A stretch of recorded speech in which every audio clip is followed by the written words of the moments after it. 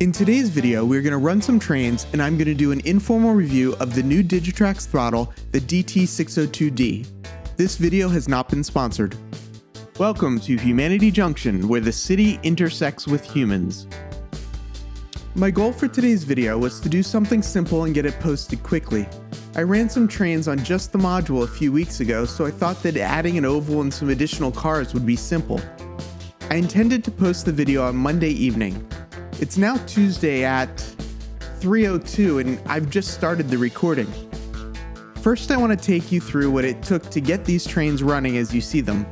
Then I'll provide some of my thoughts on the DT602D. The first step to getting an oval of track was to make it fit on the desk. I have some additional modules, so I thought that I would be able to use them as the base of the loop, but the modules were way too big to be able to fit on the desk. I figured out that if I could support the track, I could fit the oval only using the current module I'm building.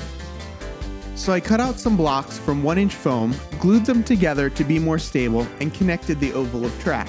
I knew I wanted to run my Royal American Show and Ringling Brothers cars. I initially pulled out some Bachmann, Boston and Maine locomotives that I have Royal American Show logos on. But no matter what I tried, I could not speed match the locos. One of the locos was always about 60% slower than the other. I read all the CVs from one loco and wrote them to the other, and I still could not get them to match. I wanted this to be quick, so I moved on to my Broadway Limited locomotives. These are what you currently see on the layout. But then I noticed that sometimes the tripwire on the couplers would catch on the re-railer. But I did not have time to lose, so I started putting my Microtrains Royal American Show cars on the inner loop. It was at this point that I realized that not only were the tripwires catching on the re-railer, they were also riding on the rails around the corners and lifting the cars off the track so they would derail. I asked around, and that is when Vinny told me about a tool that I could use to check the height of the coupler and the tripwire.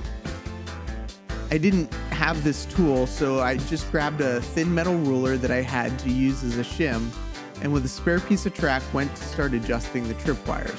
But on the test track, they weren't rubbing. After going back and forth trying to troubleshoot the issue, I finally realized that where this was primarily occurring was on a section of track where the curve was slightly higher than the connecting piece of track.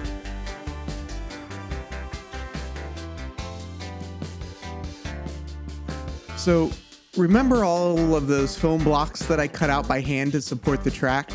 Well, they were close, but not close enough to make the track level. Since the tolerances with N-Track are so small, the uneven track was what was causing my issues, not the alignment of the couplers. So I went back and I removed a lot of the support to level the track. And of course, what is a running session without trying to clean the track 100 times and still having certain spots with issues? The inner track is running pretty well, but I'm still having some issues with the outer track. But I wanted to get to telling you my thoughts on the DT602D, so I had to move on. I do really like seeing the carnival and circus cars passing by on the rails.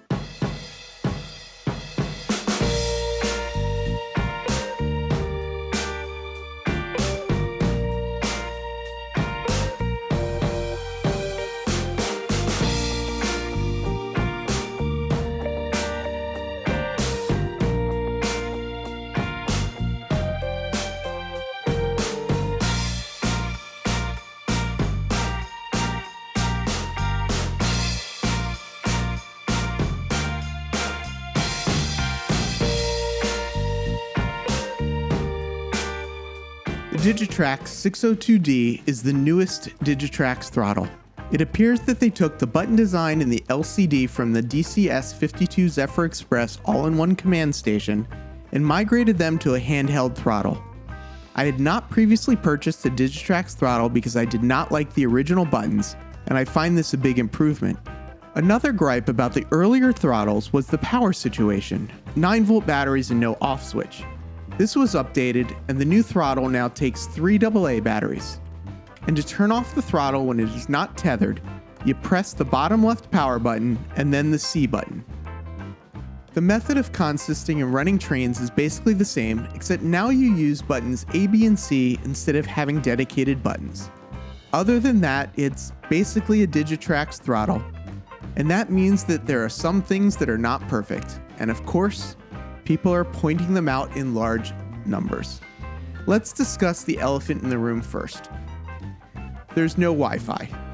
This appears to be the biggest complaint, but for me, it wasn't really a big concern because my clubs are all Digitrax and haven't converted over to Wi-Fi yet. And at home, I use the Digitrax DR5000, which is LocoNet compatible. If Digitrax does offer an upgrade to a Wi-Fi version, I'll likely take the upgrade, but for now, this isn't a big issue for me. So now let's get on to my other gripes. When you pick up the throttle, the ergonomics are good. The speed knobs feel good on the throttle, and the buttons are, the new design of the buttons, which I really like because you can feel where the buttons are.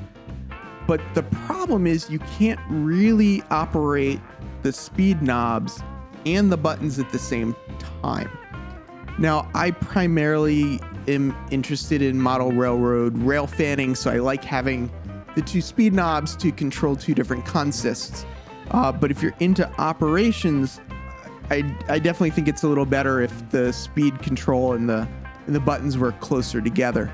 So speaking of Wi-Fi, the Roku WLAN multi-mouse and the TCS UW T100 do have the buttons and the throttle closer together. So that might be something for you to consider. To select which knob is active, you can either press the B button, you can press on the knob itself, or you can just start adjusting the speed and it automatically switches from one knob to the other. But one odd thing I did find is with the menu system. When you go into the menu system, you can use the numbers like 3 utility tasks, throttle option edit, you hit 3 and it'll take you through the menus. But when you get to this page, you can no longer hit the numbers. If you actually hit the numbers, you're actually just changing the function button. I'm not clear why the numbers work in other menus, but not in this menu. I don't know. And that does take me to my biggest complaint, and that's the time at which the LCD shuts off. Currently it's shutting off at about 35 seconds. I can't find any way to change that, but the LCD going off isn't really as big of an issue because the throttle still works with the LCD off. So, on or off, it doesn't really matter after you've programmed your consists or your locomotives into the throttle. What does still bother me though is when the LCD goes off, it beeps. I don't know why it needs to beep to tell me the LCD's off if it still works all the time. And as of now, I haven't found any way to turn that beeping off. So it shuts off every 35 seconds and it beeps at you every 35 seconds. I don't know. I know, right? Minor complaint, but that's my biggest complaint at the moment. I hope you've enjoyed this short running session and this brief introduction into the Digitrax DT602D. Thank you for watching. Please leave any comments or questions below, and don't forget to hit the thumbs up. Please subscribe and select the bell icon to receive notifications. Thanks again, and have a great day.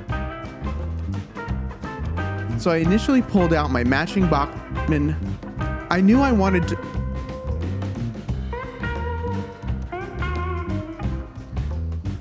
But no matter what I tried, I could not get... But no matter what tried. But then I noticed that sometimes the tripwire on the couplers.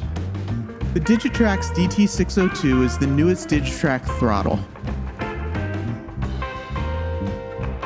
The I had not previously purchased the Digitrax throttle.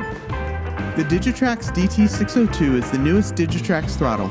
It appears that they...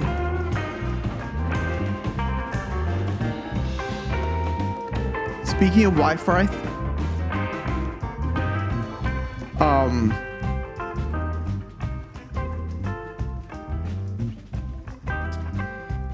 To select which knob is active, you can either press the beep,